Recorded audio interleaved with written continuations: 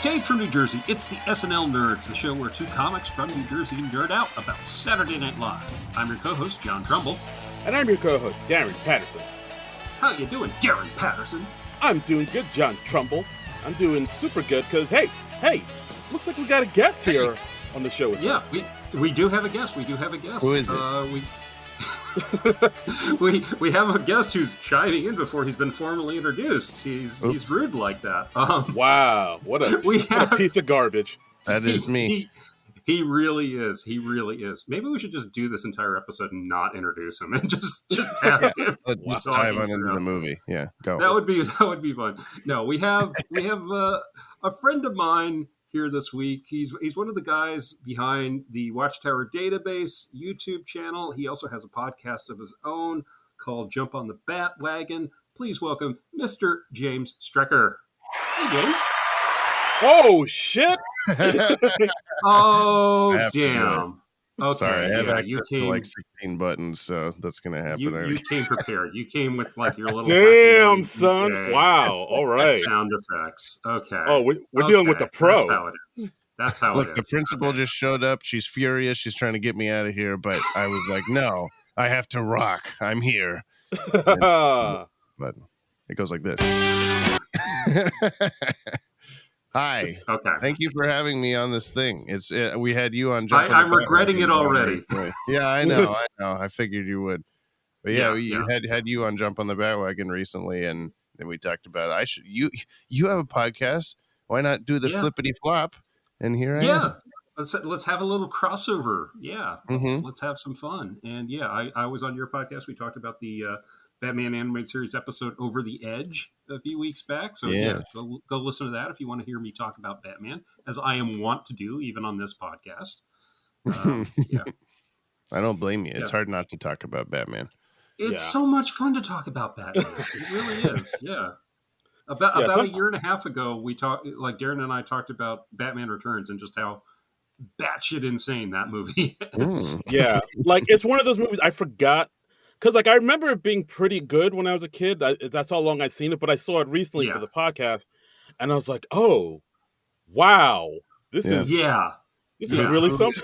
Which SNL? I feel like there's multiple SNL actors or cast members in that movie. Jan Hooks is in it for, like, one scene. Oh, that's right. Like, you told me this. She's one of the people who tries to make over the Penguin.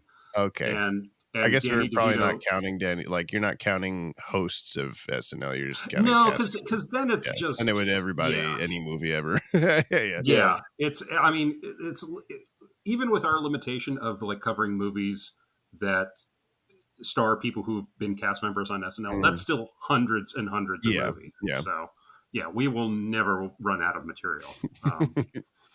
So absolutely. So, James, like we ask all our guests that come on our prestigious podcast, do you consider yourself an SNL nerd? Like, what's your history with the show? Are you a casual fan? Are you a diehard fan? Let's talk. Do you have any favorite cast members or sketches? Like, take us through your journey. Favorite era of the show? The show, yes. I think casual fan is probably the best description. I'm a big fan of a lot of the spin-off type of movies that we've.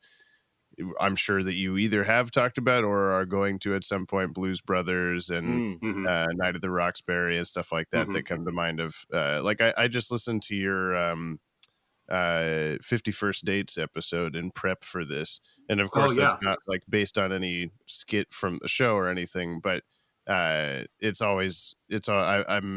fond of SNL cast members becoming bigger celebrities than For instance, I'm bad at remembering the names of cast members, but I know there were a couple guys in the like mid 2010s, early 2010s who started on YouTube. And I feel like one of them starts with a B, and I'm a horrible person that I can't remember their names, but you're a horrible person for a lot of reasons, James. Oh, I know. Yeah, it's fine. But the stuff like that, stories of comedians. Are you thinking of The Lonely Island, maybe? No, it was God. I'm gonna have to like look them up or something at some point. But it was like a duo that started on YouTube doing comedy sketches, and then they became SNL cast members from that. And that was for a while. That was kind of like a not dream of mine, but just very envious, I guess, because I did a lot of Are comedy you thinking of sketches on Beck YouTube. Bennett? Yes, it's Beck and whoever is curly haired And glasses. Kyle Mooney. Yeah, Okay. there you go.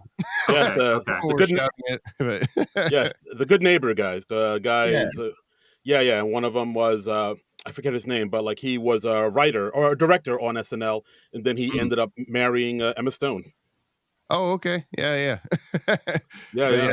just stories like that are always fun to me of you know, movies that I would either grow up watching or catch eventually that were like, oh, this has a much like bigger history to it than you might imagine or whatever, just watching it by itself. So yeah. And I feel like my era of SNL was probably the like late 2000s kind of Kristen Wiig era. But I also don't necessarily consider that my favorite. Like it was just when I happened to be watching it. I feel like the kind of early to mid 90s is like the prime time for me of in terms of recognizable comedians and best gags and stuff like that that would come through. Okay. But So like more the Adam Sandler, Chris Farley era. yeah. And it's just those actors feel, those comedians feel like what SNL is, even though it's, been 30 years since that was the cast. But it's just like when I think of Saturday Night Live, those people come to mind. But it's hard to avoid Saturday Night Live in any of its instances. So it's like a pop culture necessity that you will experience at some point. Yeah, it's omnipresent. Yes. Yes. Absolutely. Okay. All right. That's good to know. And okay, this has also been kind of a significant week for SNL because some SNL news dropped this week. Oh yes, indeed. We gotta cover it before we get to this week's movie. We're going to talk about School of Rock soon. I know everybody who's read the description is like, when the fuck are you going to start talking about the movie? Soon, okay? Yeah. Hold your horses. Frog is really mad about this. Yeah. They're really cross. I don't know. Yeah. Anyway, so what do we want to cover first, Darren? Do we want to cover the new arrivals? Do we want to cover the people who are leaving? I don't know where to start. I mean, we could just, I guess, begin at the beginning because, this past Tuesday night, the news dropped that SNL was getting 3 new cast members and 1 cast member was departing. They report, like, I think it was like Deadline. They reported it all in one big chunk. So, we have 3 new cast members coming to the show. We have Ashley Padilla, who comes from the Groundlings, the legendary LA comedy troupe that's given us such huge SNL stars as Lorraine Newman, Phil Hartman, Will Ferrell, Forte, Wig, and Heidi Gardner, Mikey Day as well. Nice. We also have Emil Joachim, who is a Lebanese-American stand-up comic from Chicago, I believe. He's been on Fallon. He's opened for Nikki Glaser and Hassan Minhaj. I saw some of his acts. He's good. And we have Jane Wickline, who is a kind of made her bones through the world of TikTok, who's become a big TikTok comedian superstar. So, like, wow, that's really unusual. Yeah, I've never expected somebody from TikTok to be cast on SNL. I mean, we're in the era where YouTube? I mean, we've cast some YouTube people, but we haven't cast anybody from TikTok yet, for as far as I know. So that's a really interesting paradigm shift. They bring TikTokers on to Dancing with the Stars. They can do it with SNL. Are they doing that? Okay, I didn't know that, but all right. Yeah, it does seem like TikTok is the new way for like the new celebrities to kind of break out onto the scene nowadays, which is, I don't know. It's just so bizarre to me. Yeah. It is. I mean, like, what's the maximum length of a video on TikTok? Now you can do full like half-hour things on there. Yeah. Oh, so okay. See, I thought it was still like a quick, Vine thing, kind like, of thing. Yeah. like 30 seconds or something. Yeah, like Vine was. I'm not on TikTok. I don't know these things. I'm a 52-year-old man, damn it. I don't know for the TikTok. Hey, my dad's 57. He sends me like 100 TikToks a day. Wow. Really? Okay. Wow. All right, I guess TikTok is the new thing. That's crazy. I guess so. So we have all these new cast members, which is exciting. But what isn't exciting is us losing a cast member because it was announced by Deadline that Chloe Trost will not be returning to SNL, which that's kind of heartbreaking because I remember you telling me this first. I Hmm. think because we all this dropped on Tuesday night, Yeah. and I think you texted me saying, And the "Hey, big news, it always drops right after we record an episode. really does." It's like as soon as we record an episode, then like Monday or Tuesday, an episode, like big news for SNL drops, and then we can't talk about it for the next 5, 6 days, which is Yeah, so annoying. But SNL, just think of us when you drop all this big news, please. yeah, yeah. That's common courtesy. We record Uh, on Sundays. If you can drop your big news on Sundays, which is a slow news day. So yes, yeah. please do. But yeah, so basically, it broke on Deadline that Chloe Trost wasn't going to come back, and when you told me that news, I was like, well, that must be because she decided not to come back. That's the only thing that makes sense because she Right. had a very good, very strong, I thought, first season. She had an excellent first season. She had one of the best first seasons on SNL that I've ever seen. She had like 2 or 3 breakout moments, which is like all you can ask as a new cast member. And she meshed well with the existing Yeah, cast. I'm just, it boggles my mind. My mind still boggled. yeah. Like it really seemed like they were prepping her for for the big time, for her to be in the main cast. But Right. no, apparently not, because Chloe Trost hopped on the IG, as the kids say, Uh huh. and put this up saying, "Hey all, I was going to wait to post, but Deadline beat me to it. Unfortunately, I was not asked back to SNL this season.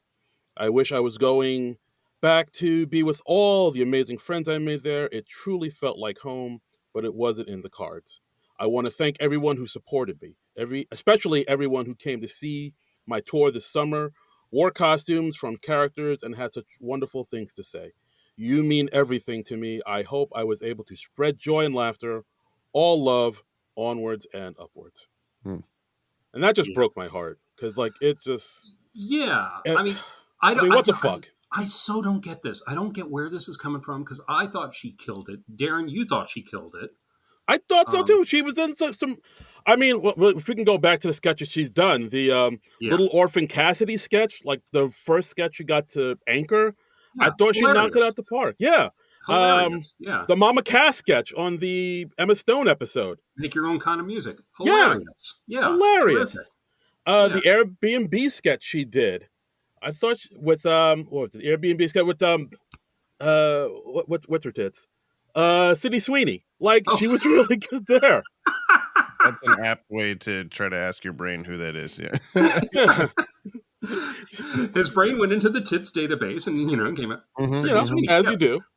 And she was great there. And also the music video they did, Get Him Mhm. Back, that country Yeah, music I video. rewatched that just a few days ago, like after this news broke, and very funny. I mean, she killed it. She had, I think, an extraordinary first season, and I really think this is a bad call. I I don't get where this is coming from. Yeah, no, I agree with you. Because like if you look at what she posted on Instagram, you can see a lot of the cast members and the writers just kind Hmm. of really, wishing her well and saying, yeah, you're an amazing performer, and almost kind of implying, like, yeah, I don't know why this happened either. You see, like, Marcelo left some really nice words, Ego, Molly, Heidi, the other Chloe, Hmm. Feynman, Ben Marshall, Sarah Sherman, J.A.J., I mean, So Devin Walker, Fowley, I Nordwind. really don't get this. Usually, like when a cast member is fired from the show, it's usually like, okay, well, I can kind of see where that was coming from, or yeah, they weren't really working out. Um, Yeah. but this, I just don't get this at all. It's I Yeah. really interesting don't. to be in a world now where they can just someone gets not fired but like not asked back, essentially, I guess, Right. is what this is. And uh you'll know in an instant because of the internet and Hmm. all the rumor mill and all the whys and hows and all that stuff. Whereas like if someone was let go from the SNL cast in 1984, it would take you 20 years before you even remembered that they were gone. Like, oh Yeah. yeah, Yeah. I guess they'd Yeah, stop showing up yeah. after a while, or something. Well, So and also we're in an age, of YouTube and all that, so it's so much easier to just go and revisit somebody's old sketches. And yeah, so, yeah. you can just, go on YouTube right now, search for SNL Chloe Trost, and you can see like all these great sketches that she did over the course of the last year. And I don't know.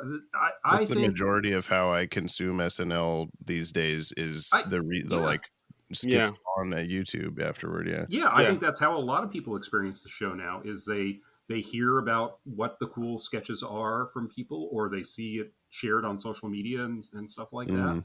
I don't think there are that many people who watch the show live anymore. Yeah. So, It's a bummer. or But certainly not as many. yeah. But I mean, I agree with you what you said, Trumbull. It's like when Atari left, when they let him go, I was Mhm. like, well, I was bummed, but I kind of get it. Like the writing was kind of on the wall. When Right. they let go of Molly, I was like, all right, I'm bummed, but I kind of get it. Like Hmm. you could sort of see it coming. Yeah. But I don't get it. I mean, I don't. I still. It's been a number of days since the news dropped, and I still don't like it, and I still don't get it. Like Yeah. it's and maybe that's what bothers me, because like it seemed like she was doing everything right, like she was proving herself that she could really Hmm.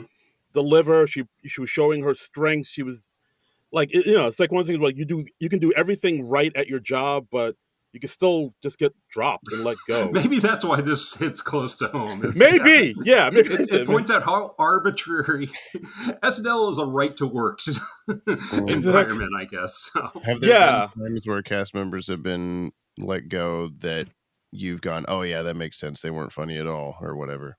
Well, I Um. mean, Hmm. everybody has their favorites, and I don't want to Yeah. like single somebody out of like, oh No. well, this person And sucks. But just have there been times like that you've felt the opposite, like, oh, I get it? yeah, No, no, you don't have to absolutely, name Yeah. names. absolutely. I mean, Okay. there have been people who've been let go from the show where I'm just like, okay, yeah, I see it. That person didn't really leave a mark, or they weren't quite fitting in. Yeah. But I said this on Twitter earlier this week. I think Chloe Trost is going to be one of those people like Sarah Silverman, who's like, how did the show not figure out how to use them? Mm. Yeah. And that's the thing. The show figured out how to use Chloe Trost. I thought they were using her effectively. I thought they were writing to her well, and I thought whenever they hit the ball her way, she knocked it out of the park. So I really don't get this. I don't get what the hell Lauren is thinking here. I mean, the only thing I could think of is maybe like budget reasons, but then again, they went and hired 3 new people, so I don't. Yeah, I don't know. I don't I mean, know. they And also yeah, kind of, yeah.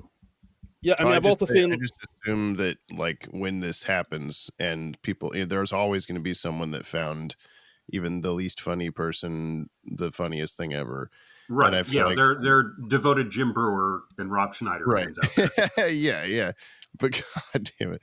But I feel like, Lauren's like sitting in there just going, I don't have to explain myself. Like, what do you just, No, I mean, yeah, no, Mhm. he's not really under an obligation to explain himself, but yeah. I think I feel like people Yeah. are going to look back on this years later and be like, "Oh, yeah, that was a mistake." Because Sure. I don't think this is going to be the last we hear of Chloe Trost. I feel like she's too Mm. talented to not make a mark somewhere.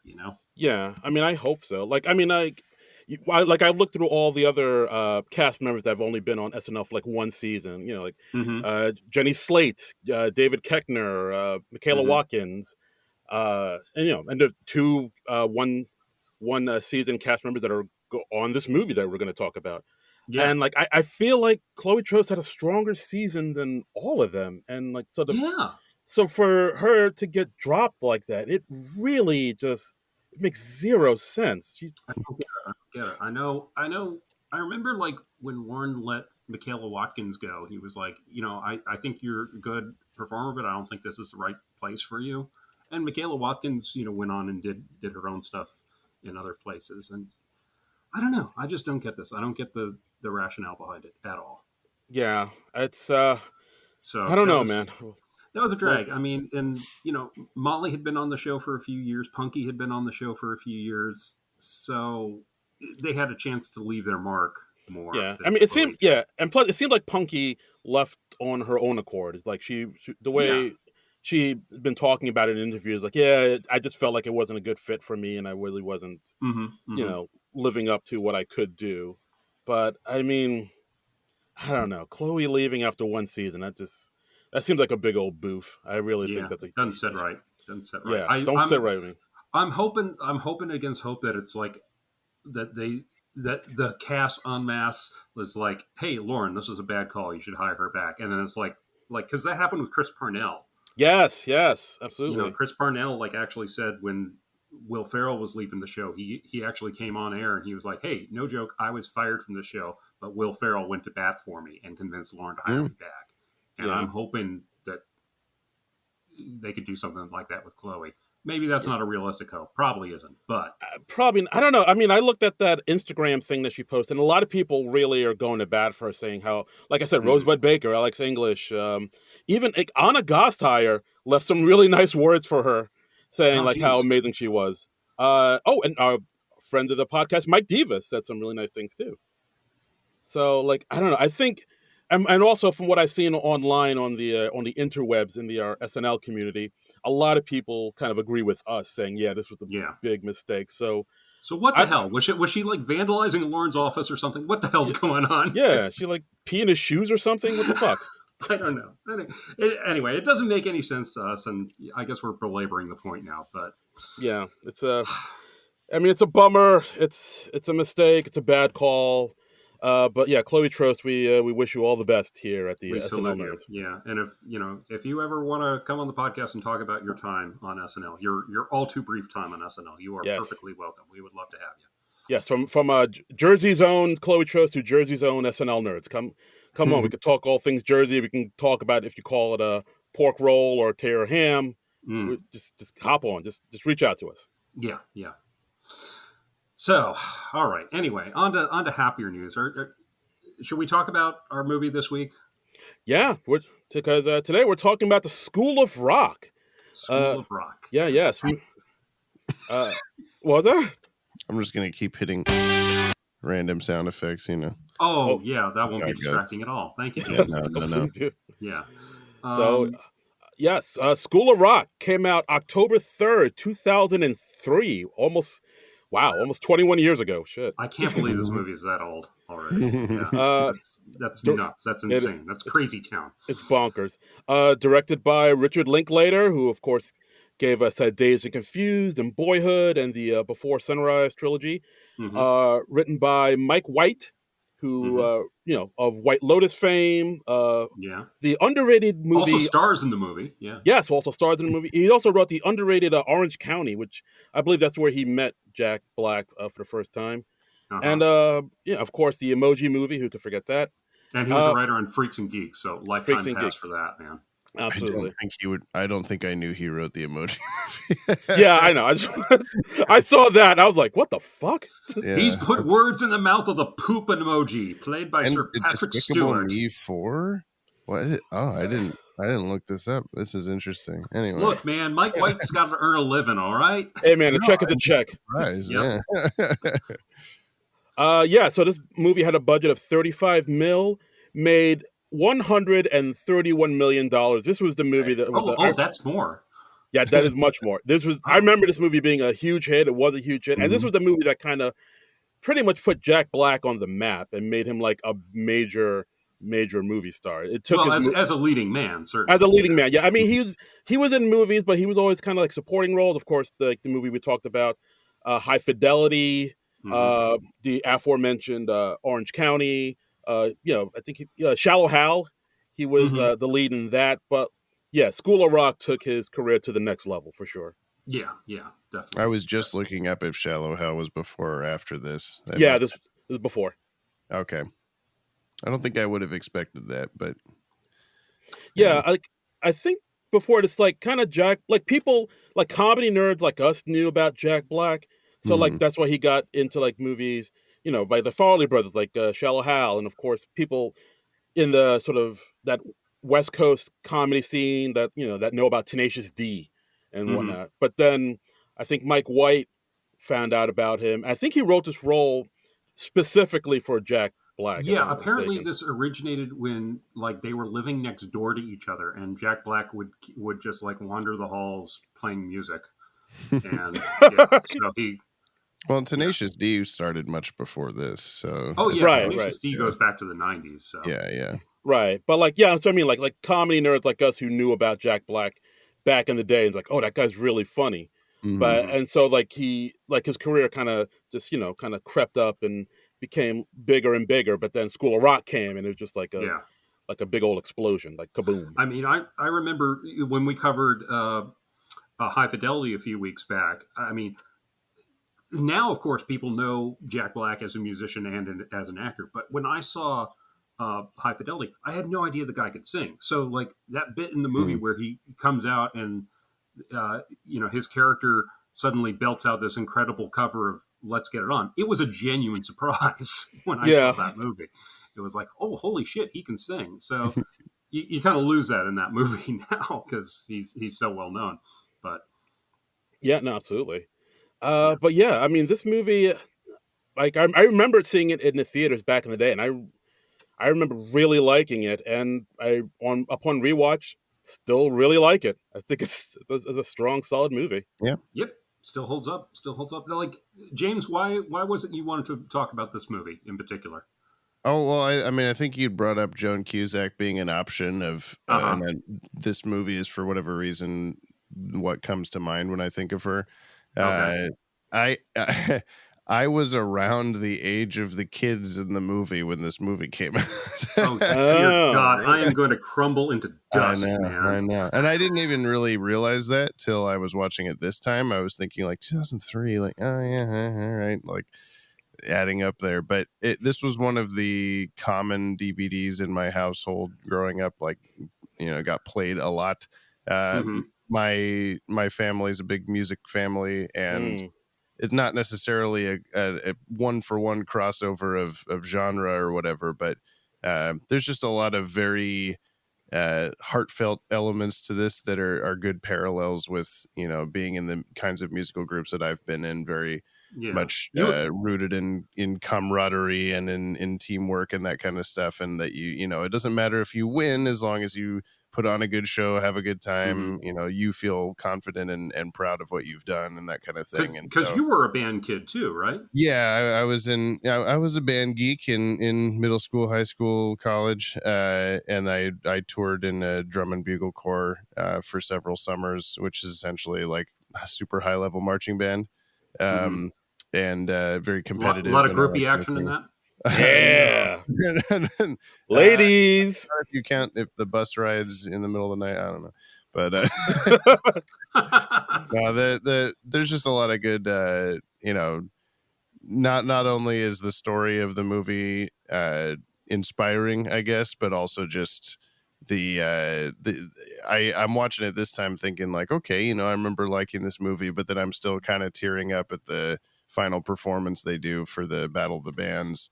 I know Uh, Mm, it's unexpectedly touching. Yeah. yeah, yeah. yeah. He's touched those kids and they've touched him too, Yes.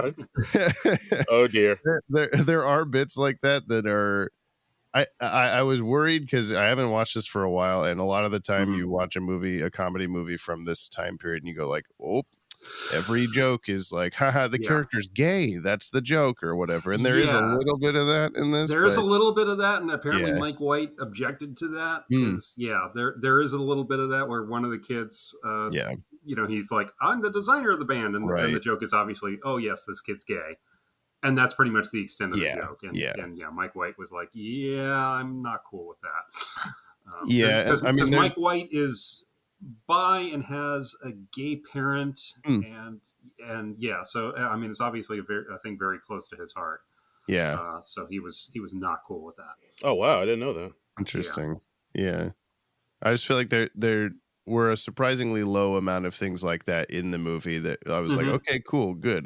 This movie can continue to hold up, Yes. like we said. Yeah. Yeah, yeah. It doesn't get as cringy as some movies Hmm. from Yeah. from like 20 years ago can get. Yeah. It's Um, not like Revenge of the Nerds or nothing like that. Oh my god, yeah. no, Oof. Well, and no. I feel like School of Rock toes the line very nicely between like if you're someone who's in a rock band, and you're like, yeah, I'm the coolest shit, and you watch Mhm. this movie, you'll still enjoy the movie for that is aspect of the how the bands are being looked at and worshipped and that kind of thing. But then if you're also from the other side of like, yeah, my parents don't accept me for who I am and that kind of thing, then you get a lot more out of that side of stuff too. So it feels like that there's not many people that could watch this and be like, well, this is lame and bad and I don't like it. Like it's Right. you can have multiple audiences for this. Yeah. Yeah. And I also like the fact that it seems like with this movie, it does a good job of maybe introducing younger kids to like classic rock. Cause like they Mhm. do put a good amount of like Zeppelin and the Yeah. Doors and Hendrix in here. Like for AC/DC, Right. yeah. AC/DC, Yeah. The Who, just like a lot of Mhm. bands that maybe kids wouldn't know about. So I mean, I appreciate, as a music nerd, I appreciate them like on that aspect for doing Yeah. that. Yeah. Yeah. So I mean, well, let's get into the plot. We got our lead guy Dewey Finn, who's played by Jack Black, of course. We see him playing with his band at a gig, and he it's a good show, but he's being kind of a showboater. Yeah, like You know, he's so they're playing at this bar. It's kind of half full. The Mhm. audience doesn't seem to really be that into it, but Right. like the band is giving it its all. Yeah. The band led by Theo, who's played by Adam Pascal, who's a Broadway singer who was in Rent. Oh yeah. Okay. Yeah, it's pretty amazing. He was in the theatrical version, the Broadway version of Rent, and the movie version of Rent. Yeah, because the And movie version reunited the original Broadway cast largely, I believe. yes, yes, absolutely. And yeah, it's an interesting scene because, like, I think in this first opening scene, we get to know a lot about Dewey, where he's just Hmm. a lot of showboating and just a lot of really getting into it, the Right. music, and just wearing shirts with like the little fringes on the sleeves. Yeah. And you could see like the rest of the band is kind of annoyed with him just because he's just going too extra. And the audience is kind of whatever with it. And at one point, he Yeah. just takes off his shirt and tried to do a stage dive into like an audience full of like 20 people. And he just Mhm. ends up falling down on the ground and flat in his face. Crash lands on the floor. Yeah. Yeah. Mm. And we see him the next day. He wakes up in his apartment that he shares with Ned Sheedley. Schneebly. Weebly. Schneebly. What a name. What a name. Mr. S. Just call him Mr. S. You can say. I'll just call him Mr. S. It's a very tough name to pronounce, but good naming on Mike White's part. And his roommate, and then he also has a sort of naggy girlfriend played Patty, played by Sarah Silverman, Mm-hmm. Yeah. who's like, yeah, you gotta get him out. He owes you all this back rent. He's doing nothing. He doesn't have a job. They wake him up, and he's like, "Oh, is that what you woke me up about? We could talk about this later." And they're like, "No, we can't talk about it later. We have to go to work. We have jobs. You need a job." Yeah. Like, and this is where they kind of drop in the fact that Patty works for like the mayor's office. She's like an assistant to the mayor. Yeah. And Ned is a substitute teacher. Yes. Yes.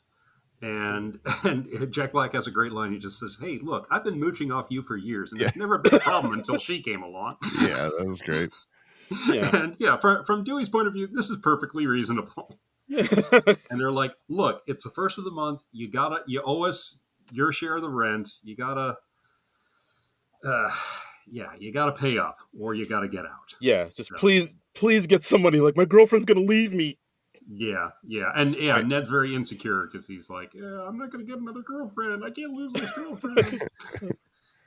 I want to mention all of this kind of opening stuff of the movie where we're Mhm. like you're saying, learning about Dewey and why we should care about him or why we should sympathize with with his roommates that that he's not paying up and that kind of stuff. Obviously, it's meant to paint him as this like loser who he'll never do anything with his life and that kind of thing. But at the same time, you're meant to see that maybe the roommates are kind of overreacting because like what if he wants to do this instead of get a desk job or whatever.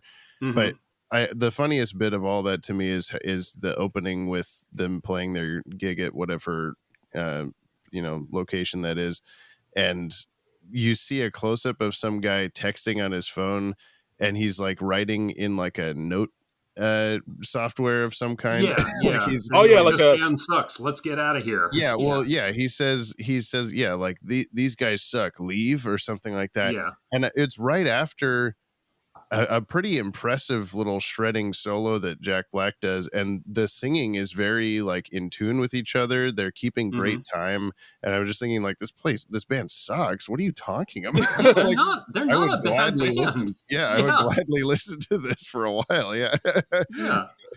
I was like, I would not leave this show. yeah. Yeah, they were rocking. What's the problem? Yeah. I don't know. I mean, I get what you're meant to take away from it, but it was a little bit like, is this Right. this is bad? I don't know. Yeah, but so Dewey goes to band practice and he gets fired from the band. They're like, look, you take these 20-minute solos, your stage dives are an embarrassment. We got this big battle. The band's coming up. We got to get serious. And we've already hired your replacement.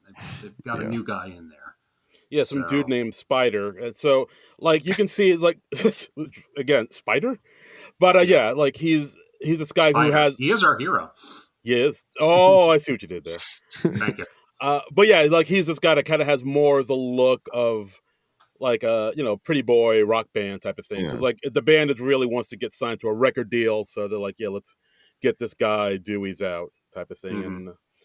Dewey takes it hard, and he kind of vows to start his own band and take them down. Yeah.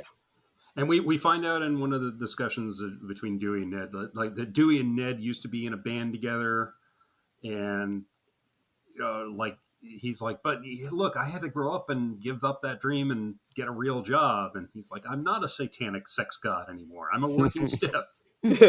and he like suggests that Dewey, and he suggests that Dewey try selling his guitar, and Dewey does, but then he gets a call for Ned, asking him to call and sub at this school, Horace Green Elementary. Prep school. It's a prep school, Yeah. And for $650 a week, which, good money. And that's in 2003 money. I know. I was thinking that when he said that, I was like, "That's it? Like, all right." Yeah. So the principal, Rosalie Mullins, played by Joan Cusack, calls up their home on the landline, looking for Ned Schneebly, and then Dewey gets the call. He hears what they're paying him, what they would pay Ned, and then he just decides, oh, I'll just pretend to be Ned and go be the substitute teacher for a couple of weeks at this prep school. How hard could it be? Yeah. Okay, I just went to the inflation calculator. $650 in 2003 money is $1,112.05 in 2024. Okay. So, that's not bad. Yeah. Not bad. That seems like pretty good for a teaching gig. I'd commit fraud for that. Yeah, absolutely. I would steal Mike White's identity for that. Yeah. I've always liked that like, I wouldn't call it like a plot hole necessarily, but just the bit that where he's talking in his normal Jack Black voice, and they're like, here he is, he's coming in. Oh, hi, this is Ned Schneebly, and it's are you going to be talking like that the whole time at the school? No, all right. I just assumed that the person he was talking to on the phone wasn't anybody he encountered would at the interact school, with later. Yeah, absolutely. So look, he parts his hair on the other side when he's pretending to be Ned. It's a perfect disguise, man. Yeah, I do, I mean, I do like how when he goes to the school, he drives up in his cargo van, old beat up cargo van, and like I guess he dresses up the way he thinks a teacher should dress. So he's wearing like a striped shirt, a bow tie, a corduroy jacket, and like a winter scarf. Just around him. It's like that's how teachers dress. In Harry Potter. He's rented Dead Poet Society. He knows what's up. Right.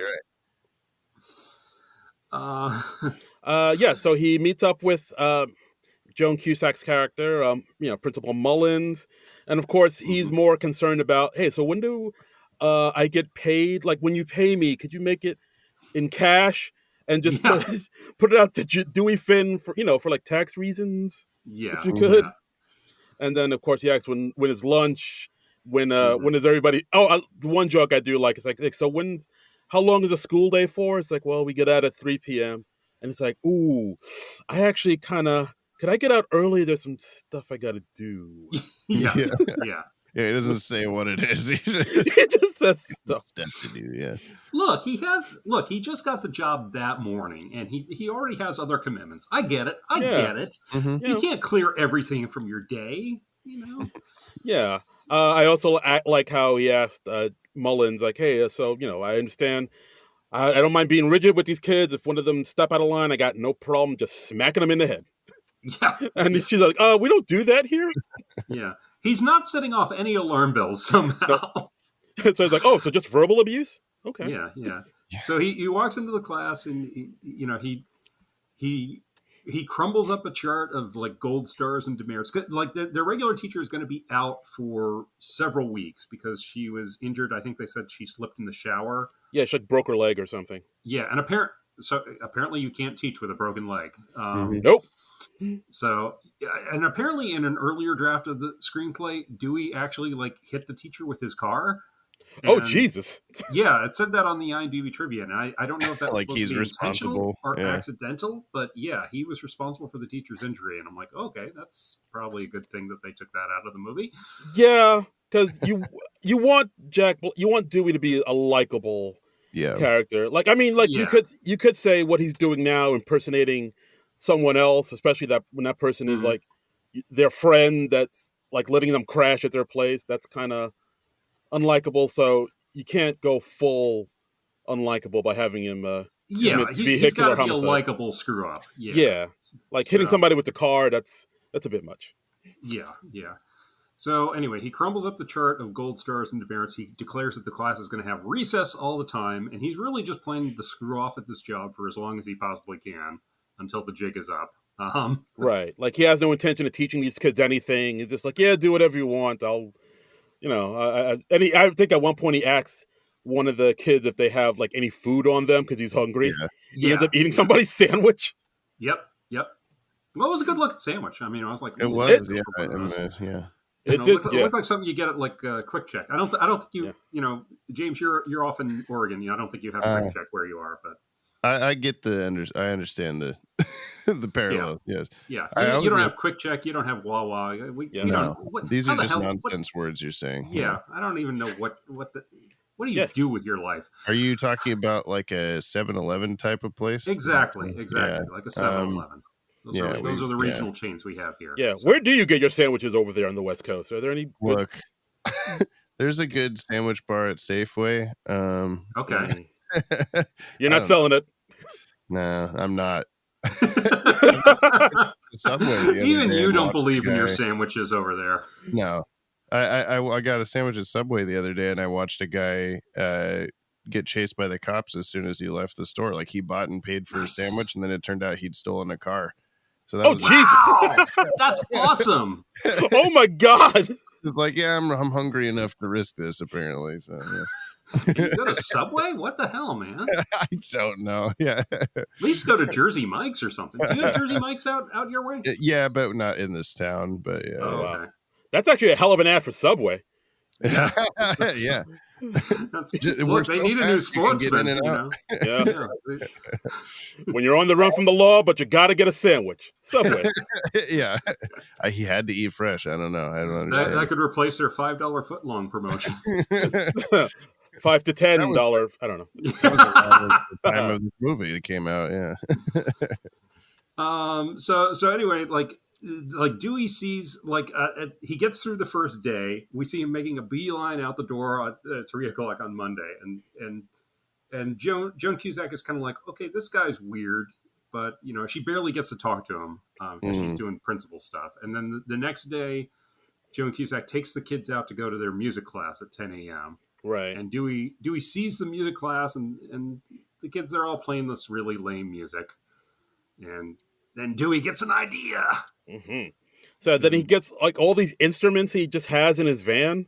Mm-hmm. Like he has like a whole like Sam Ash in the back of his van. It's pretty impressive. Mm-hmm. It's like Guitar City back there. So then he gets all these instruments, and then it's like, oh, you didn't tell me you guys could play. And then he starts to form this band that he's been thinking about for the Battle of the Bands. He gets the one guy, the one kid, Zach, who plays guitar, and he teaches him some Black Sabbath and AC/DC licks. Gives him an electric guitar and teaches him some basic riffs. Yeah. Right. Because I think he asked him, like, "How have you ever played electric guitar?" And he's like, "No, my dad said it's a waste of time." And he just like stifles his anger and just gives him an electric guitar to play. He puts Lawrence, who's the Asian kid, on keyboards. Then he teaches them how to play the piano part in "Touch Me" by the Doors. And and then he kind of, but also at this part, like it's kind of shows like he's still, like he found like a bridge to connect with these kids, music, but he still doesn't really care about them that much just yet. Yeah. Like he hasn't learned all their names yet, really. He just like kind of calls them nicknames. But like as the movie goes on, he'll learn their names and like start to call them by their names. Which is interesting. Yeah. So we've got Katie on the bass, and he just teaches her the basics of playing the bass. We got a blonde kid named Freddie on the drums. Freddie Jones, yeah, who grows up to solve mysteries with the Scooby Gang. And there's a girl named Summer who's sort of like the class brain and like the big rules follower, played by a young Miranda Cosgrove. Wow. Yeah, her name is iCarly, actually.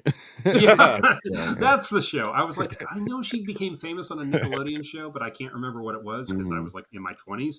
It'd be weird if I knew Nickelodeon shows. Yeah, right. Sure. And so, but I know who Miranda Cosgrove is vaguely, and so he's like, oh yeah. So she. And he gets her along to it. So he says, here's our new project. Our new class project is rock band. And he declares these kids to be, the band. And then he comes up with roles for all the other kids in the class. He's like, you're backup singers. You're the security detail. You're going to soundproof the room. You're going to make sure that we don't get caught. He puts some people on the roadie crew. And then we see where that one kid, Billy, who we call Fancy Pants, rather be the stylist of the band. Yeah, he's going to come up with costumes. Exactly. He says, "Oh, you three, you're the groupies." Yes. Yeah, God, that was weird. but he says, he doesn't. He thankfully doesn't, carry that through to the full implications. He says, you're going to make hats and T-shirts, and you're going to name the band, and you're just all about supporting the band. And you're like, okay. But I do like that they called that out in the very next scene, though. Yes. Like Summer says the next day she comes in, she's like, "Hey, I looked up groupies on the internet, and they have sex with the band, and they're a bunch of I forget what she calls them. I believe the word is sluts. Okay, I couldn't remember if she said sluts or not. She did. But, okay, it's 2003, and it's a couple years after Almost Famous. He could have said like, "No, you're Band-Aids," but no, instead he names Summer the band manager because it fits her Type A personality. Right. So those other two girls in the groupies are to me kind of the unsung heroes of the movie because they don't get a lot of spotlight or funny lines necessarily, but I just love the like interactions he has with them are so like well timed and well written with his little like they're coming up with little cutesy names and no it's too sissy, and then when he turns around they're like pig rectum, and he's just like oh my god, like no, I'm talking to the principal right now. Leave me alone. The science project, we're doing a science project on pig rectum. And I do like the fact that if I remember this correctly, like the kids in the band aren't actors. Really, they're like they got them all from like band camp. They're like musicians first, actors second, which I think was the best way to go for this, for sure. Yeah, because I think it's easier probably to teach someone to act on screen than to be a competent musician. Sure. So yeah. No, absolutely. I also like the way that again, like I think I mentioned this earlier, how like sort of they really incorporate classic rock into this movie. Like we see Dewey giving the kids homework. Like he gives Lawrence the keyboardist like a Yes CD, the Roundabout. I'm listening to Roundabout. He tells Freddie Jones to listen to Rush, listen to Neil Peart. Listen to Neil Peart and learn about drum solos and and then he gives Zach the guitarist Hendrix, Axis Bold as Love. All great albums. A few years after this movie came out, the my high school marching band show was a The Who / Iron Butterfly show, and there was similar moments in that, learning that music and whatever, where, the band director would have us listen to the original songs, listen to other songs of that era and that style and that kind of thing, where similarly, I feel like, yeah, these kids, both in the movie and out of the movie, might not have ever necessarily given this type of music a chance had that not been forced upon them, apparently. Yeah, yeah. Yeah, because like early on when he says like we're forming a band, he's like, tell me like what music you like. We got to decide on our influences. And I think the first thing one of the girls says is, "Oh, I like Christina Aguilera," and Jack Black's immediately like, "No, no." He's like, "Who?" Yeah, yeah. And Yeah. so he decides like I'm gonna teach you about rock history and rock appreciation, and then in the afternoons we're gonna do band practice. So rock theory. yeah.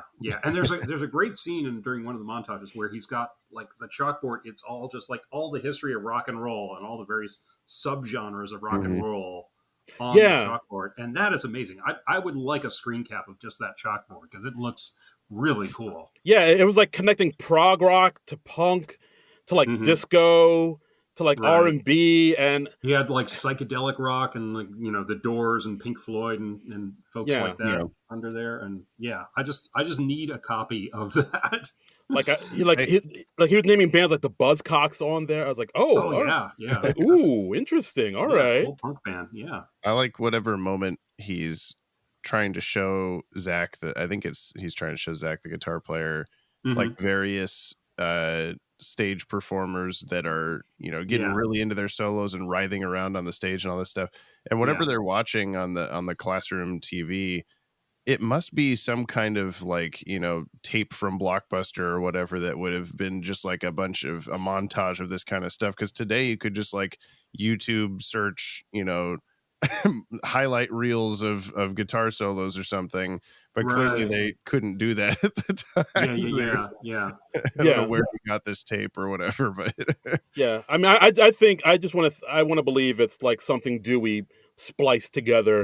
That could somehow. be, yeah. It's like we see like Pete Townsend, and it cuts to Hendrix, and it cuts to what's the guy from AC/DC whose name is escaping me right now.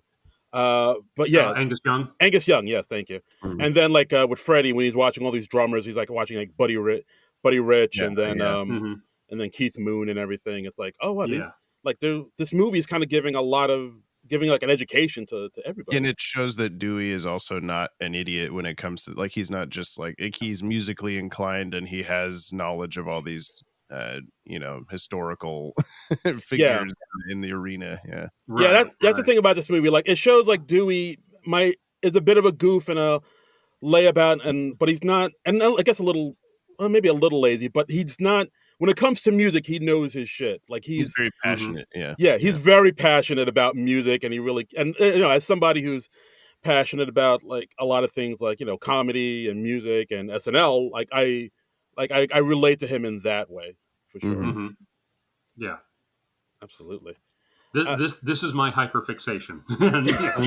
I am going to tell you all about my hyperfixation. Yes. Yeah, exactly. Like, if somebody gave me and John a chance to teach SNL at a school, my God, we'd be here forever. They'd give us 10 minutes notice, and we could do it. Yeah.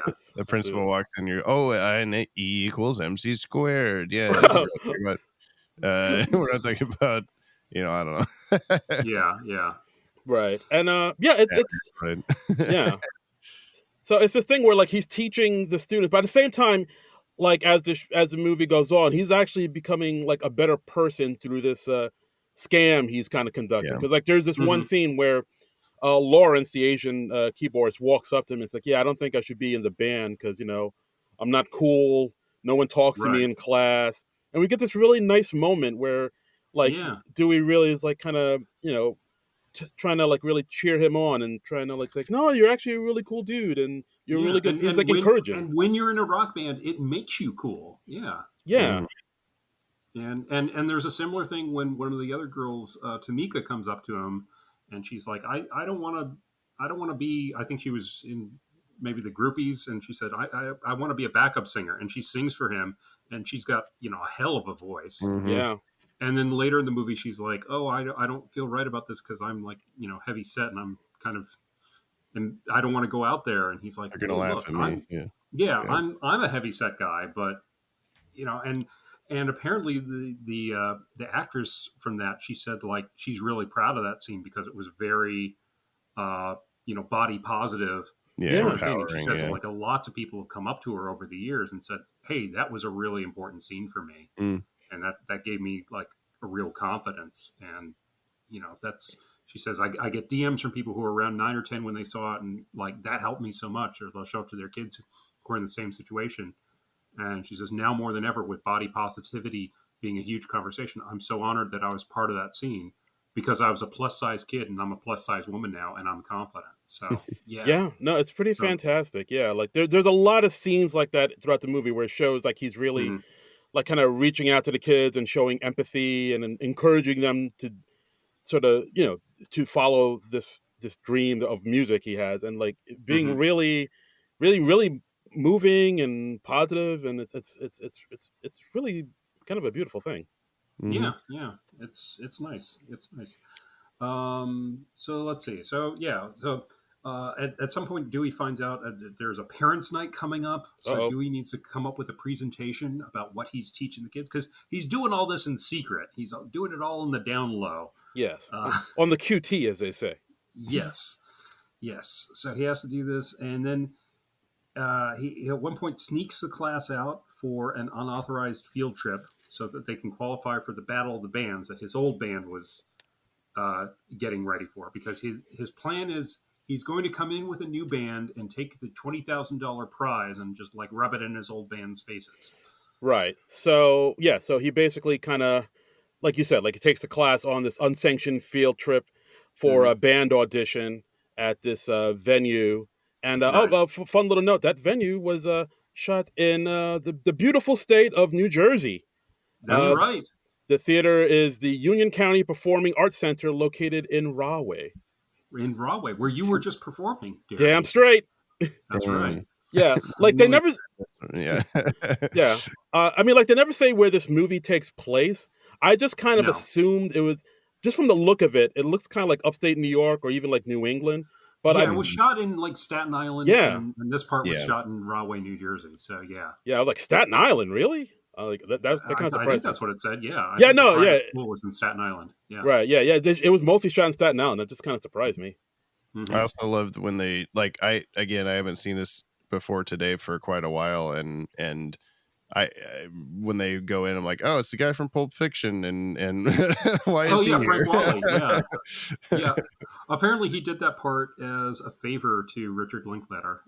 Okay. So yeah, it's just kind of a bit part, but yeah, it's like, hey, what's Frank Wally doing here? Yeah, Okay, all I right, wouldn't have known him before, but yeah. yeah. Um, so, and at one point when they're getting ready to audition, uh, Dewey notices that one of the kids, Freddie, his drummer, is missing, Oh and, God, and Summer just goes, "Oh yeah, these other guys asked him to come out to their van." Yeah. yikes! And yeah, so he immediately is like, "Oh, that doesn't sound good," and so he goes into panic mode, and he's just like chilling in the van with him, playing poker. Yeah.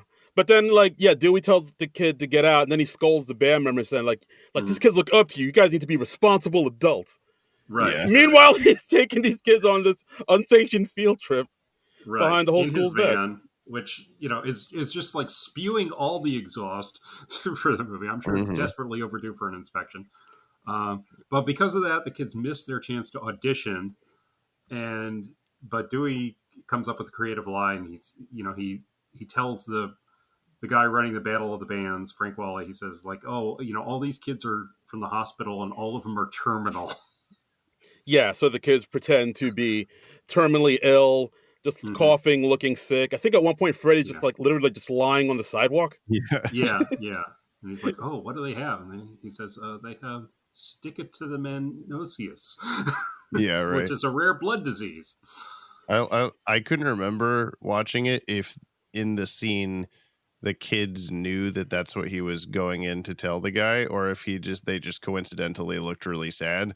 But then when he comes back out and they're like, yeah, he's like, you're supposed to be 6. And they're like, oh, yeah, you're right. Yeah, Like, yeah. I think that the implication is that it was all Summer's idea to like tell him that. So, Yes, it was. It was Summer's yeah, idea. the kids, because she's the manager. Mhm. So they get into the show as like a sympathy thing. Yeah, like I wonder if they ever like revealed the real thing to Pulp Fiction guy to be like, oh, we weren't actually sick. There, we just tricked you. yeah, that's the truth comes out in other ways, but yeah, we never have a scene where that truth is revealed. Yeah, because you'd think that guy would be like, those kids on stage look pretty healthy. Like, Yeah. They're much more energy. Well, it comes and goes, I mean, stick it to the manosis. It's a very tricky disease. Yeah, So. took some Robitussin. They're okay now. Yeah, took some tussin. Yeah. So, and then we also get this nice little scene where Dewey is gonna try to sweet talk Miss Mullins into letting them do another field trip for Right. when the concert happened, the Battle of the Bands, and like, Right. I mean, we should. I don't think we even mentioned. We should talk about Joan Cusack as Miss Mullins because I think she the did brilliance of Joan Cusack. Yeah, Mhm. she's. I mean, this could have been like a nothing part, but man, she makes the most of it. She is incredible in this movie. Yeah, you could tell she's very like tightly wound, and because she's like the principal of this whole place, so like she has a lot of people to answer to, a lot of parents to answer to, and then like she's just under a lot of pressure, but she's just kind of just tightly holding it all in, like as much as she can, and like and I mean, she's great. I mean, like they go out for a drink together. Like Dewey invites her out for coffee, and then they go out to a bar, and she's like getting this whole huge mug of beer. Yeah, she's like, "Are you sure you don't have any coffee?" I'm sure.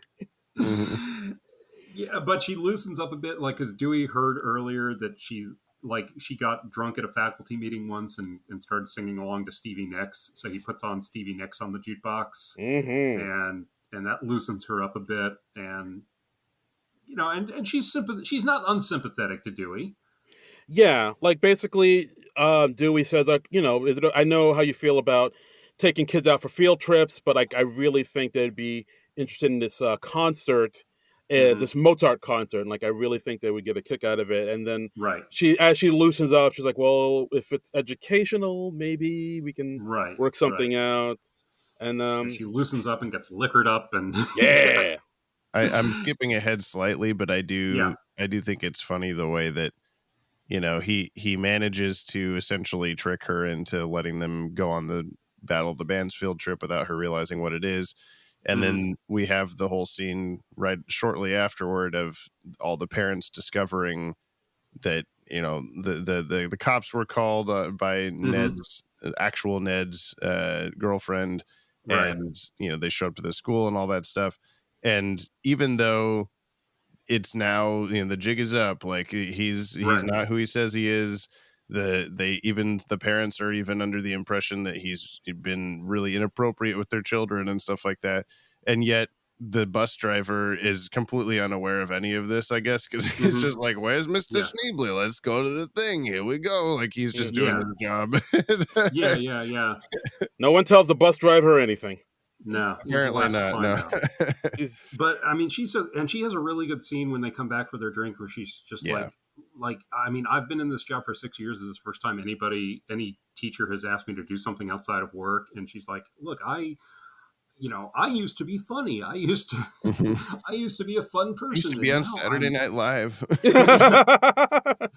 And now and she's so repressed she can't even say the word bitch. She just mouths the word bitch. Yeah, that part's hilarious. I always laugh at that. She is so funny. She is so good. And I do like the way so much that's cleverly written in. That happens also a couple other times where he says like ticked off instead of pissed off in the song and stuff like that, where it's like just teetering on the edge of like becoming PG-13 or whatever. Because there's so many kids in the movie, and obviously they want them and their friends and everything to come to the movie. Like they keep it just barely not. Yeah, there was a cute story on the IMDb trivia where one of the kid actors was saying that like the only time they saw Jack Black get nervous was when he like accidentally swore in front of the kids. Ooh. She says, like, he said a cuss word. I think it was shit. And he apologized to our parents. And my mom was like, you don't think she's ever heard me say shit? So, We're not the actual parent, or not the movie parents of the kids. Yeah. No, this is the actual parents. So Yeah. Yeah. I mean, that's the thing about this movie. It's not that like dirty at all. It's not like that. No, but it's still really funny. No, it is. Yeah. And so, like, that goes well. He loosens up Miss Mullins enough that she asks Dewey to take her to parents' night. And she's like, okay, pick me up at 6:40. And it's like that night, I think. Yeah, because I think at this point, like he reaches out to her to just to confirm that, yeah, you said it's cool for this concert, and then she's like, I don't know. So she's kind of taking it back, but she does want to drive to parents' night with Dewey because she says, like, yeah, these teachers stress me out, but like I'm always a little bit more stress me out. Yeah, but like I'm always more relaxed when I'm around you. I think they were kind of doing a thing in an earlier draft where there was like something going on between Miss Mullins and Dewey, but I think they might have cut that out, if I'm not mistaken. Yeah, apparently it did start out as a romantic subplot, and then they just kind of got away from that. And I don't miss it. I think you can still kind of feel hints of it. Like he's not really that into her, but like or vice versa. But there's something there. Yeah. Yeah, there's a bit of a vibe, and like when he's getting ready to take her to the parents' night, he's like, "I've got a hot date," and but that's about as far as it goes. They just kind of segue away from that. Apparently, in the stage adaptation of the show, they do have a romantic thing. So yeah, hubba hubba. Yeah. So like when Dewey's getting ready for the parents' night, Ned gets a paycheck from the school, and he's like, "Oh, this is weird. I got a paycheck for like over $1,000 in the school. I've never worked for them. That's weird. I'll call them up and get this straightened out." Yeah, and then Dewey's like, don't do that. Yeah, can't find a good excuse. Yeah. I like, and this is obviously like the first paycheck he's gotten from the school. So I like that they don't have the deception go on for too long. I think the time frame they give in the movie is like 3 weeks, which that seems about right. It doesn't really strain credulity that much, Right. So at this point, Dewey comes clean to Ned, tells him everything he's done. He says, "Look, we're almost done here. Just go. Just let me do this one night, do this one thing with the band, and then I'm out of your life forever." And then, of course, that's when Patty, Ned's girlfriend, comes and says, don't tell her anything." And then, of course, Dewey leaves for the parents' night. Patty senses something's going on and is like, "Hey, so what's going on, Ned? You already know what's gonna happen." Oh, Sarah Silverman, you're such a buzzkill, man. Yeah, I know. That's my one. I guess my one little critique. Is just that the character of Patty is just kind of portrayed as the stereotypical, shrill girlfriend buzzkill. She's the wet blanket, and that's pretty much all there is to her. Yeah. Yeah, like Sarah Silverman is like more capable of bigger things than that, but I don't know. It's one thing. We didn't know that in 2003. I was gonna say, there was no way to know that back in then. Yeah, we didn't have the science. Yeah. Oh, really? Oh, okay. Like, okay. And then of course she's on Comedy Central like every day after this movie is out. So I know. It's not just yeah, absolutely. But yeah, she is playing kind of a thankless role in this movie. Yeah, and she like doesn't come around at the end either. No, she stays the same, angry woman type. She's up. No, don't. I saw your mouth move. I saw it. Don't worry. So it's the parents' night happens. Dewey talks to all the parents, telling them, kind of bullshitting his way through it, telling them, I teach your kids math and Latin and English and Latin. And math. Yeah. Did I say that? Yeah. And the parents have nothing but questions as to like, hey, how come my kid talks about nothing but music? And how come my kid is suddenly interested about David Geffen? That's a good one. Yeah. And then we see police coming in. Oh. And with Ned and Patty in tow. So it's like, ooh, the jig is up. Right. So Dewey is exposed. He tries to give a speech explaining it all. He says, look, I have been touched by your kids, and I'm pretty sure I've touched them. And then we cut to him running out of the classroom. I don't understand how Dewey gets a head start. Yeah, I I don't don't know. understand Or how he gets grabs his away guitar. from them. Yeah, Yeah. Yeah. Yeah, that part I always like. I'm willing to like look past that because I like the movie so much. Yeah. But yeah, that makes the like running away from the cops after they ask you to step And then outside. Like the real Ned and Sarah Silverman know where he's going and where he Yeah. lives. Like, there's no He way. goes back to the apartment. He's Yeah, not where like they hiding. are. Yeah. It's like, and then the cops just Well, he got they away. just don't Yeah. show up again. in the Yeah. movie. That's amazing. it's like a game of tag. When you get back, if you can get back home to home base Yeah, without getting nabbed by the cops, you're free. here. Yeah, I'm safe. Yeah. Right. Cops are like, well, legally, there's nothing we can do now. I mean, he got away from us at the school. He really shouldn't have because we're policemen. Yeah, they're not even on his tail. It's just the parents. Yeah. Yeah. Instead of Yeah, they try to sort of yada yada it, where it's like the parents are like, oh, which way did he go? And they're like looking back and forth. Yeah. But it's like there's literally like He's two right directions there. he could have gone. Send someone each way, and you will catch him. Yeah. If you Which really way? think he did what you think he did, yeah. Which way did he go? Which way did he go? Yeah, pretty much. And I mean, that's probably the biggest yada yada moment in the movie. Yeah, that makes no sense. Like, so basically, Dewey goes home, and then Patty and Ned go home, and they have like a big screaming fight. Of course, Yeah. Like Ned's like, dude, you got to move out. This Yeah. ain't cool. You like stole my identity. that's where I draw the line: identity theft. Yeah. Because I do like, Ned is a real pushover. They portray him as being a pushover where he has trouble even, coming to Dewey and saying like, hey, you need to pay your half of the rent. Come on. Yeah, I think they said He's like at one point he owes him like $2,200 or something like that. yeah. That's not nothing. Yeah. No, it's not nothing. 2003, $2,200. Ooh, yeah. Oh, geez. I closed the inflation calculator. Let's see how much that is. We'll never know. Oh, okay. Give me a minute. Give me a minute. There's no way to know. There's no way to. Please. Okay. Thank you, Brainiac. Thank you for buying me the time. Okay. So let's see. 2003. And it was how much? It was 2,200. Yeah. Something like that. Yeah. Okay. So let's see. So in today's money, that is $3,763.87. I think it's 71 still similarly Yeah. painful either way. Yeah. Yeah. You got to move out. Yeah. Well, when you get over like $1,000 that you owe somebody, you just add on to that. And it's just like more money I don't have. So, the next day, the kids are all bummed and they're apparently like just alone in their classroom. Nobody else has taken over the class. Yeah, like I guess they couldn't find another. Like you can't do that, right? You can't just like leave kids alone in the classroom, right? You'd think at least the principal would be sitting there with them. Yeah, somebody. But the movie's got a movie, so they're like, "Hey, look, we put way too much work into this. We got to be there for the show. We got the spirit of rock now."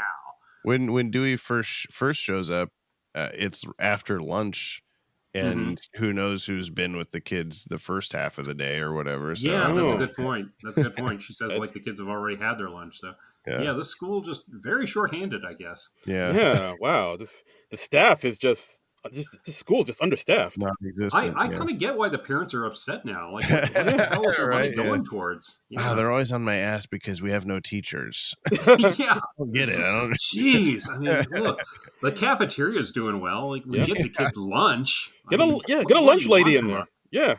Get lunch lady Doris in there or some shit. I don't know. Yeah, exactly. But yeah, filled with bunny goodness. So the kids decide, okay, we're going to go to the show after all. They go out to the school bus and they say, hey, we got to go by Mr. S's apartment and pick him up and get him for the show. Right. And and then they know where that is for some reason, but yeah. Yeah, that's true. I didn't think about that, but yeah, it is unusual that they know. Yeah, how the bus driver was really educated about where his house was, but not that he was under arrest or whatever. He was never even arrested. Apparently, he's not under arrest because he's sleeping in his own bed in the corner of this really nice apartment that he's not paying rent for. Wild. Yeah. So but it's a fun movie. So it's a fun movie. Yeah, I'll let it go. So then one of the other teachers walks into the classroom and is like, "Hey, where are the students? Oh no, there's no students in here." Then she runs to tell Miss Mullins, who's getting yelled at by all the parents. Yeah, because apparently they just broke for the evening, and then everybody came back the next morning to yell. I guess we're there overnight.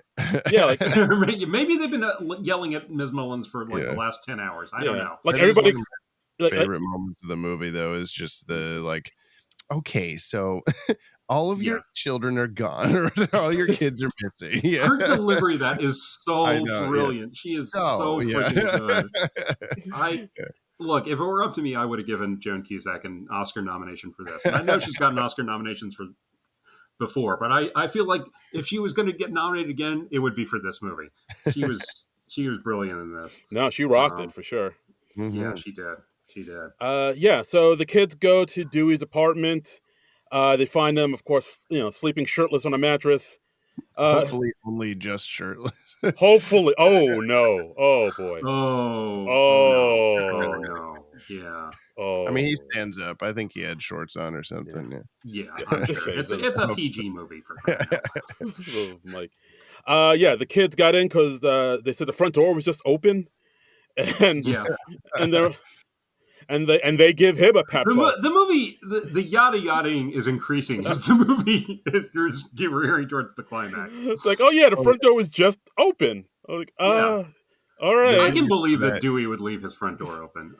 The biggest of the hand waving is in the performance, but I'll wait to talk about it. You mean the fact that the Battle of the Bands is going on in the middle of the day on a school day? Well, I guess there is that. Yeah. I mean, it's like, when is this happening? Is this happening at like 11 a.m. on a Friday? What the hell is going on? Yeah. Why is this not an evening thing? Yeah. Rock and roll all night and part of every day. That's right. I've got a lot of things I've got to do part of every day. So the kids give him big pep talk saying, hey, one great rock show could change the world. We got to stick it to the man. Just basically everything that he's been telling them. And and he looks out the window and he sees the bus full of kids, and they're all the other kids on the sidewalk, and they're saying, come on. He's like, oh, that's so punk rock, we gotta go. And and he gets on, he gives an apology to the kids. He's like, hey, I lied, I shouldn't do that, you're my bandmates. And Miranda Cosgrove is like, hey, we don't have time for this, we gotta get to the show. Right. So they get to the show. Ned and Patty get back to the apartment. Ned is like, I want to go see them perform. I'm going to go to the show. And then Patty, of course, is all angry, screaming. No, I'm bitchy girlfriend. No. Then I hate stuff. When are you going to stand up for yourself? And then he does, man. He's like, I'm tossing you to the curb, Sarah Silverman. Yeah. Take that, bitch. Yeah. Go to a show on Comedy Central with Brian Posehn. So then that happens. Then the parents, I guess, find out with Miss Mullins where their kids are performing. So then they go to the venue, right? And then it's the big battle of the bands, a big thing we've all been leading up to throughout this whole movie. That's right. And Dewey, when they get there, Dewey says, "Hey, we should play Zach's song, his original song that he wrote." We didn't mention that before, but Zach, the guitarist, he writes an original song. And he's like, yeah, we need to play that because that's.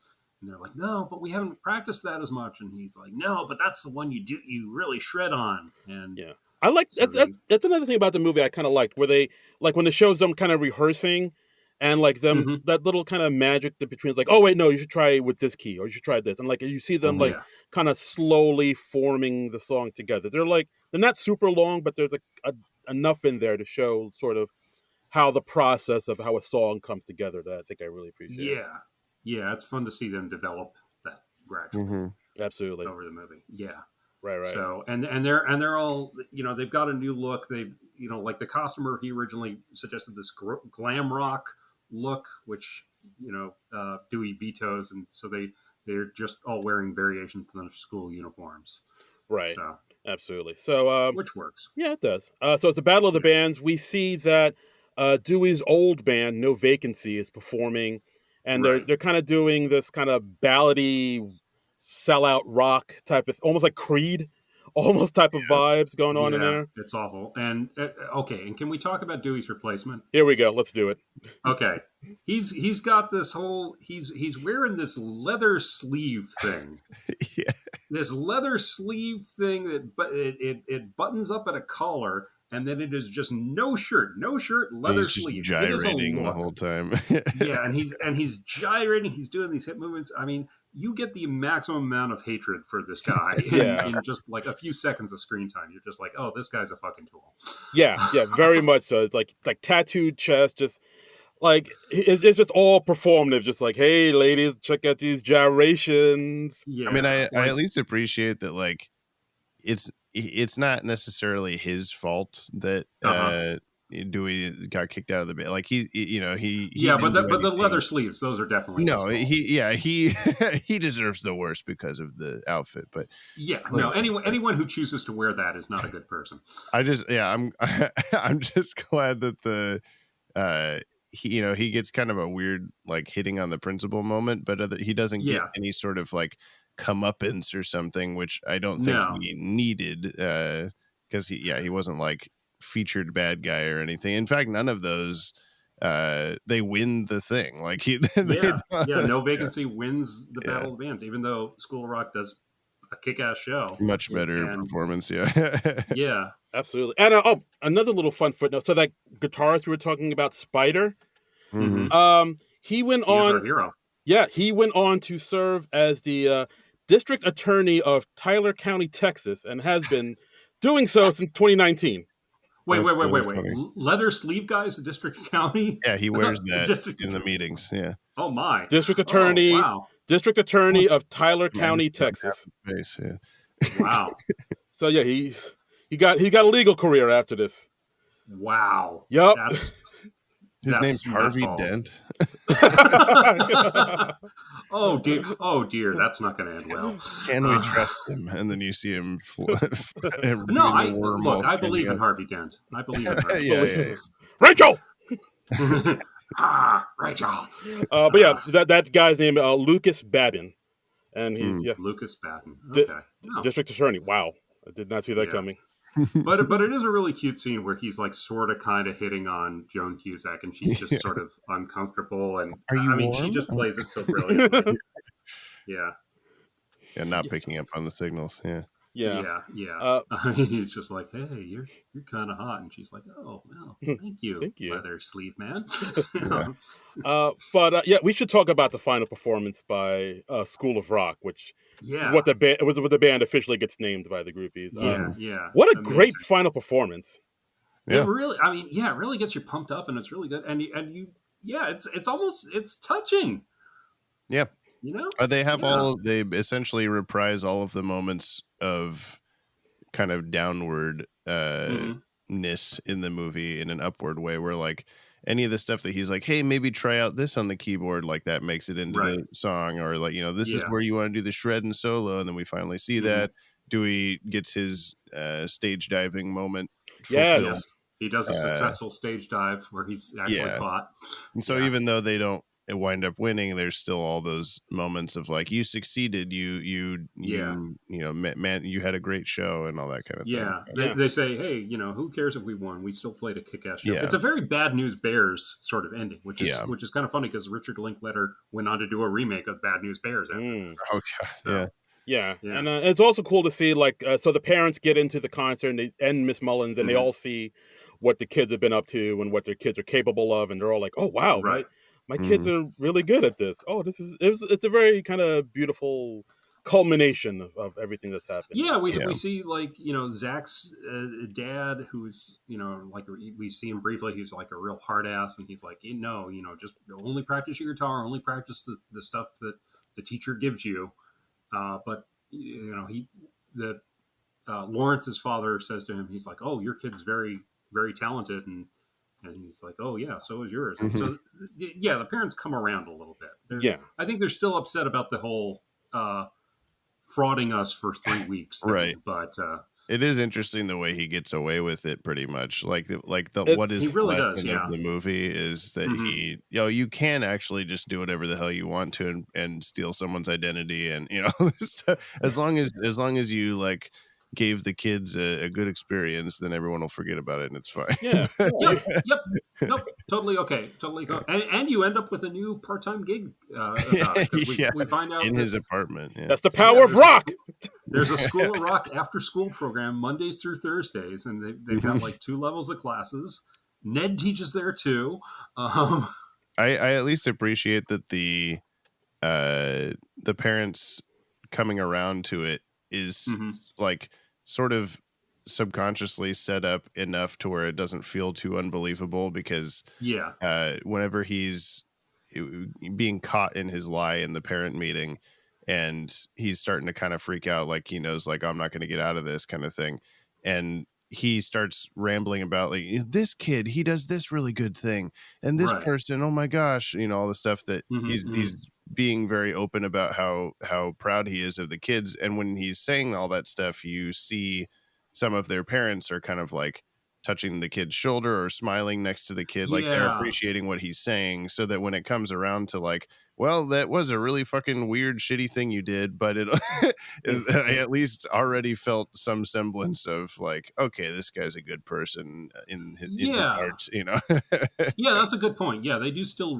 love their kids, and they're not just being hard asses for no reason. They're just being strict. And like I think it was important for them to do that, to establish that what Dewey did was really shitty and selfish, but like as the movie goes on, you see it, like what he did kind of changes him, and he becomes less and like he actually did help these kids and help them sort of tap their inner potential music and whatnot. I guess the implication is supposed to be that like nobody ends up pressing charges. I mean, because that's the only way I can think of that Dewey would actually get away with all this shit. Yeah, I guess so. Like, because Dewey doesn't face any consequences at all for anything he did. Not that we see. No, I mean, because I guess it would be just too much reality ensues if he actually has to pay fines or serve time or anything like. Yeah. Well, whatever.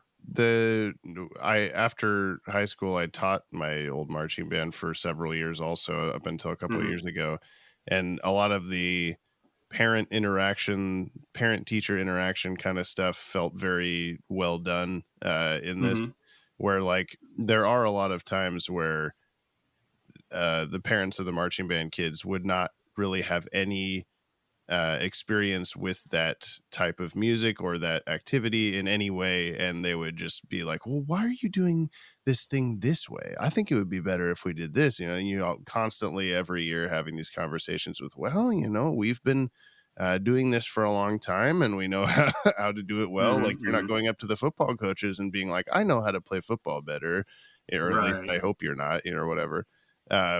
So that was definitely, but it also gave me some moments of like, don't think too hard about the like logistics of the movie, because like we're talking about with the why isn't he arrested kind of stuff, there's also stuff like I mentioned with the bus driver, where even if the bus driver himself is unaware that he's just doing his job, he's going through the motions and picking the kids up and everything, the school district should still be like aware of the bus schedule and canceling that bus and stuff like that very quickly and easily. Like I know there's a lot going on, but I think they do enough of it. Like actually, I found a quote from Jack Black where he said that Richard Linklater, when he came onto the project, he reviewed the entire script to try and keep it grounded, keep it real, even though it comes off kind of crazy. He was addressing things like, I don't believe this. They're doing a music class and nobody finds out. They have to soundproof the classroom. Let's do this right. He says, those little elements of keeping it on planet Earth really served it. Linklater added, it was ridiculous that you could get away with this. I want there to be a logic within the world that makes sense. Still, if you really break it down, that wouldn't be enough sound insulation to keep the room next door from knowing you've got a full rock and roll band going in there. But at least we're letting everyone know we thought about that. So, they just like rolled up some blankets and put it up against the door, right? Those like things you shove under the door, they just put them on every angle or whatever. But at least you have the moment of like, Mrs. So-and-so said she heard music coming from the like they address it just enough that you can just go with it. It's not like totally absurd, which I admire. Yeah, that's true.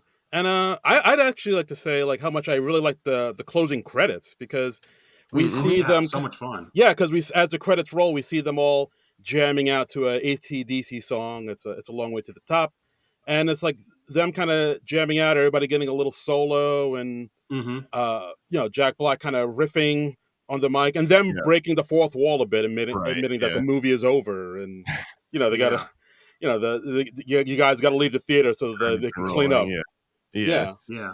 I really Well, and got a kick out of that.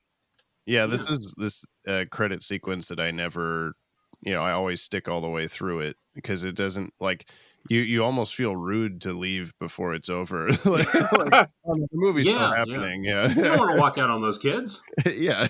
Come on, they tried so hard. Yeah. Yeah, no, but yeah, that's the movie, School of Rock. I think it still holds up. It's still Mhm. charming as all hell. It's really good. It's fantastic. And I remember this movie being such a huge hit and such a big boost to Jack Black's career. Like, I mean, Yeah. so many things spawned from it. Like, they actually started opening actual music schools called School of Rock. With like a franchise. We've had a few near where I used to live in New Jersey. I'd see like a few School of Rocks. Like there was one off of like Route 10 somewhere, I think, and yeah, so that's still like kind of a going thing. And, yeah, and then of course there was the Broadway show too that came out from this. Andrew Lloyd Webber, strangely enough. Woo. Yeah. Okay. Yeah, I wouldn't match him with this material, but okay. I guess he liked how Miranda Cosgrove sang "Memories" at one point. So. Right. Yeah. Wow, this all makes sense. Yeah.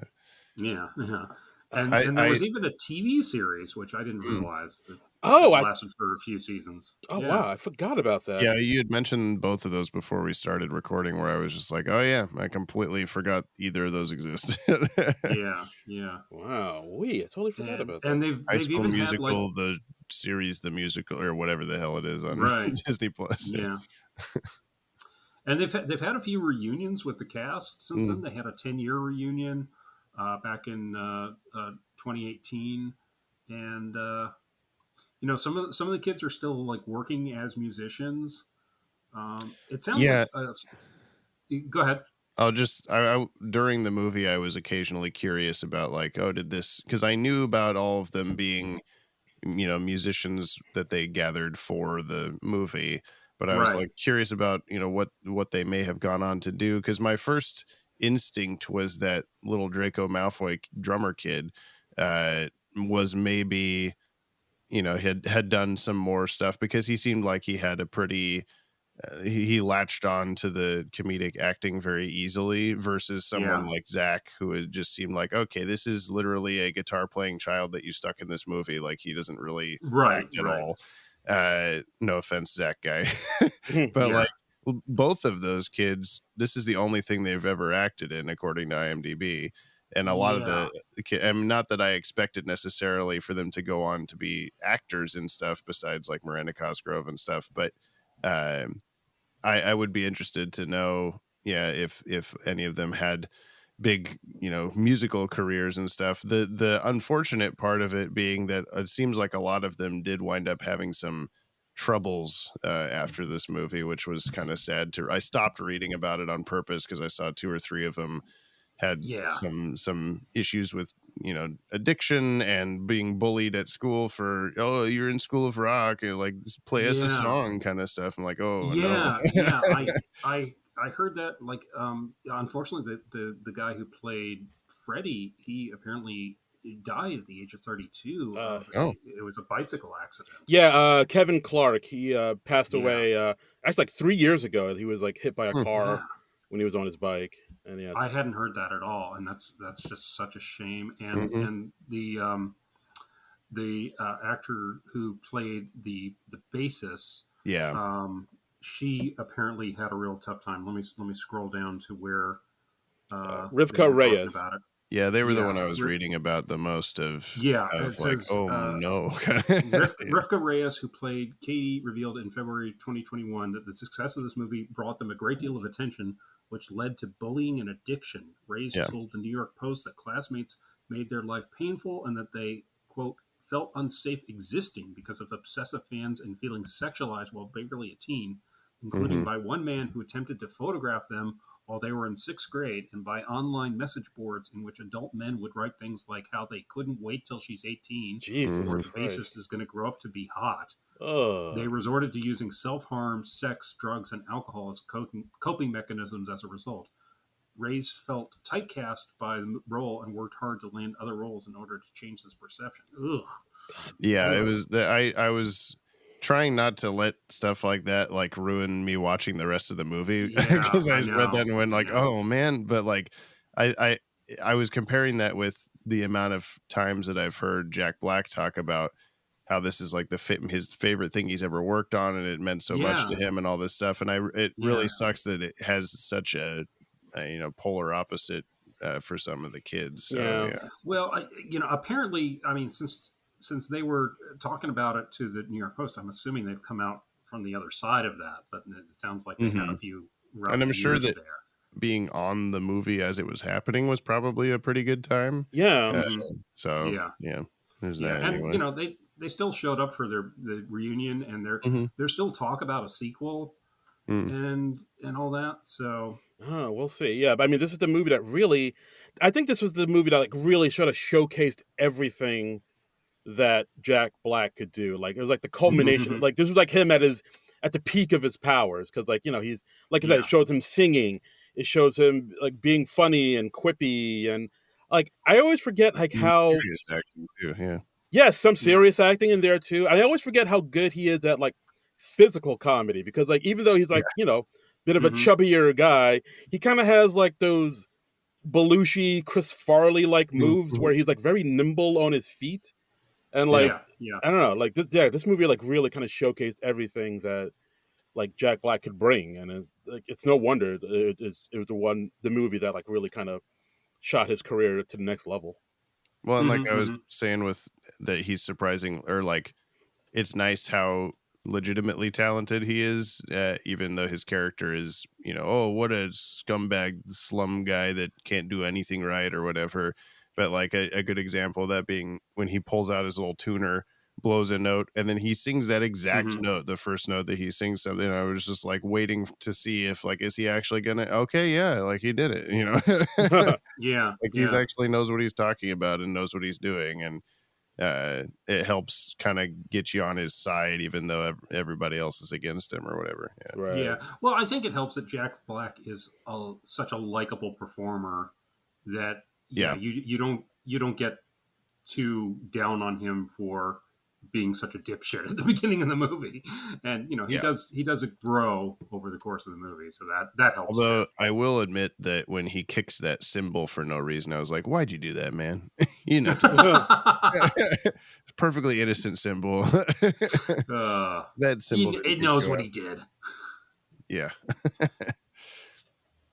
Yeah, I think Absolutely. the only like aspect of this movie that's the most unbelievable part of it all, I guess, to me Mhm. is like the I think in general the performance of School of Rock at the Battle of the Bands is believable enough because of how much like they had just initially established that all of the kids are really musically talented, and so Yeah. you completely skip over, like you don't have to show them like learning how to do anything.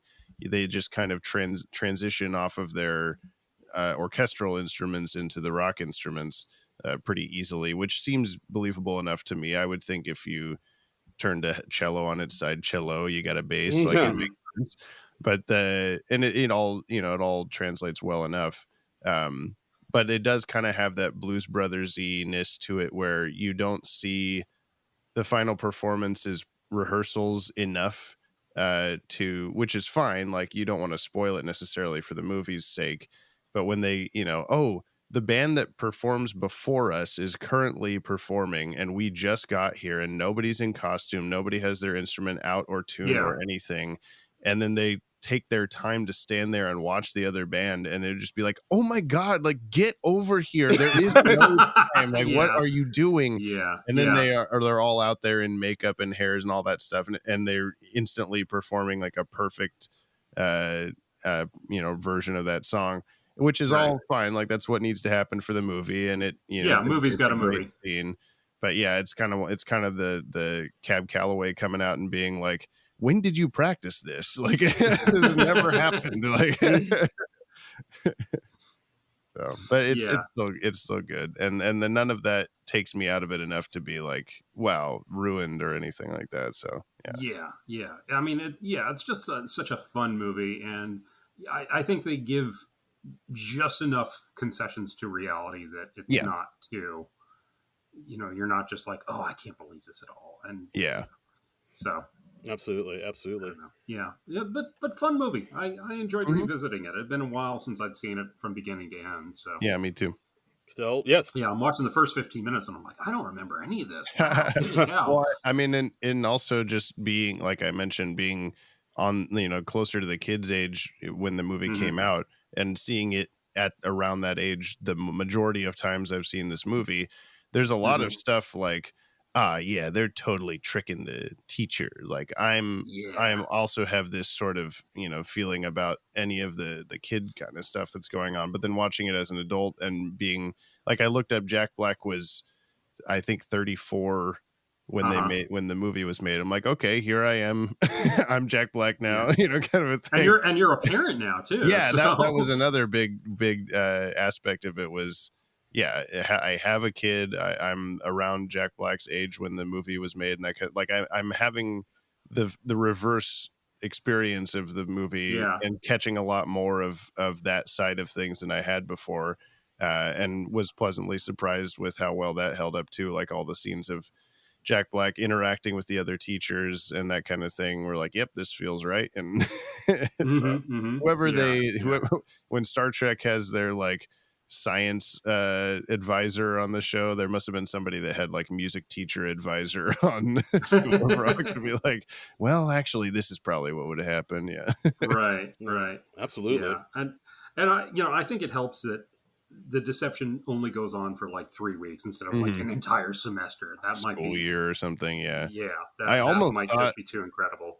He has the moment what you mentioned where he just comes out of the first day and just sprints past the principal, ignores her, does like a jump kick over a car and like goes. But I almost wanted that scene to turn around and have him be like, wait, that wasn't all I had to do? Like I have to do this for 3 more weeks or whatever. Like he didn't realize that it wasn't all that he had to do or something. Yeah. Ticket is $6.50. Yeah, exactly. So and that's the episode. That's the movie. A School of Rock, still charming as ever, still hilarious as ever. We reached out to our good friends on the Twitter to see what they thought, and we heard from our good friend Manette Maradi saying, I could put all praise for what's my and other people my age's definitive Jack Black movie, but looking online, I think she meant Ebert, but short Egbert, says it best about what has made the movie's story have such staying power. And then she put a link to Roger Ebert's review. And then she also goes on to say, and spawned an Andrew Lloyd Webber successful musical that, of course, includes the movie's closing song, and unfortunately a really bad, thankfully brief Nickelodeon sitcom in the same 2016 time period. Well, John doesn't know anything about Nickelodeon, so he wouldn't have heard about this. Yes. So. No, I'd honestly forgotten that it had been made into a TV series. But I can see why. I can see why it would work. I don't. Do you have any idea if if the TV series carried on that secret aspect of it? Of them doing this all in secret? I don't know. Yeah. I don't know. They might have. Yeah, they might have. I mean, at some point, you kind of. I don't know. You can't really. You kind of have to like sort of give that up at one point, and I think you can't really have that be the thing. Let me look this up. Let me see if I can find a quick answer to this. Manette Maradi included the Roger Ebert review of it, which he gave it 3.5 stars, and like Roger gives it a very glowing review, basically saying at the very end, here is a movie that proves you can make a family film that's alive and well acted and smart and perceptive and funny. And that rocks. Aw. Well, I like Roger Ebert's reviews. I generally agree with him more often than not. Yeah, no, absolutely. Yeah.